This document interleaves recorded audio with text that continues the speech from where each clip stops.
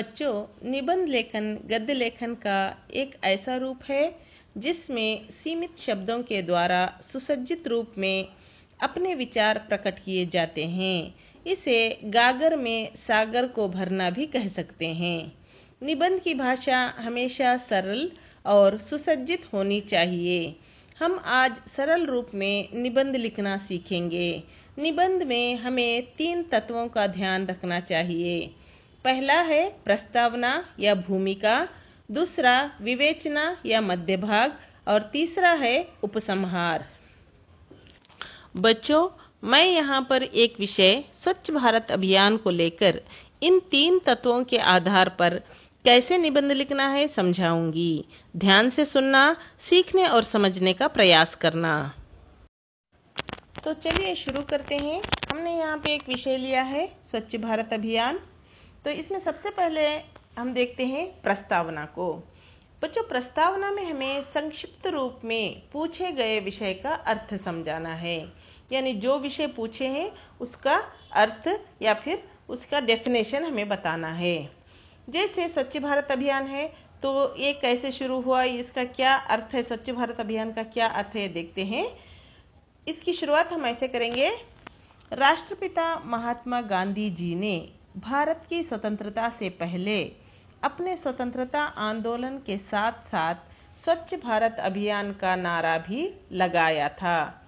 उन्होंने कहा था, स्वच्छता स्वतंत्रता से अधिक महत्वपूर्ण है। उस समय आम जनता में इस आंदोलन में रुचि न होने तथा स्वच्छता के प्रति अज्ञान से यह अभियान विफल रहा। तो देखा बच्चों, हमने थोड़े से शब्दों में कैसे स्वच्छ भारत अभियान को समझाया और यह भी बताया कि इसे किसने शुरू किया था, तो और ये क्यों विफल रहा उस समय। अब हम आगे बढ़ते हैं अगले तत्व की ओर, यानी फिर अगले स्टेप की ओर। वह है विवेचना। बच्चों, इस भाग में हमें पूछे गए विषय का विवरण देते हुए गुण दोष, हानि लाभ या विषय का महत्व आदि लिखकर समझाना होगा। अब हम स्वच्छ भारत अभियान का विवरण देते हुए इसके लाभ तथा महत्व को समझाने का प्रयास करेंगे। बच्चों, मैं पढ़ती जाऊंगी, आप ध्यान से सुनना। 2014 में हमारे माननीय राष्ट्रपति प्रणब मुखर्जी ने संसद को संबोधित करते हुए इस अभियान की घोषणा की थी। उन्होंने कहा था कि 2019 में महात्मा गांधी जी की 150वीं जयंती पर यह भारतीयों की ओर से श्रद्धांजलि होगी। इस अभियान द्वारा भारत सरकार वेस्ट मैनेजमेंट तकनीकों को बढ़ाने के द्वारा स्वच्छता अभियान में आने वाली समस्याओं का समाधान करेगी। अब इसी विवरण को आगे बढ़ाते हुए हम स्वच्छ भारत अभियान के मूल लक्ष्य और प्रयासों को समझाएंगे। हम आगे बढ़ते हैं।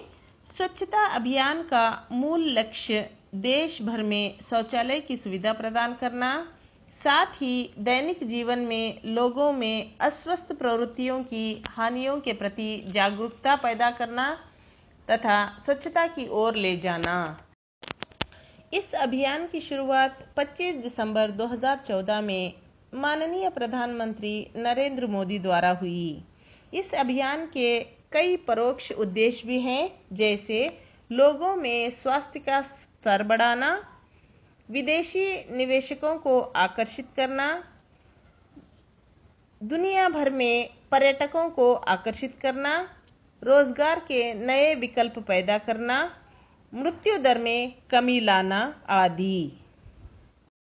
बच्चों, हम इस विवरण में यह अभियान कहाँ तक सफल हो पाया है इसका भी हम कुछ ब्यौरा देंगे।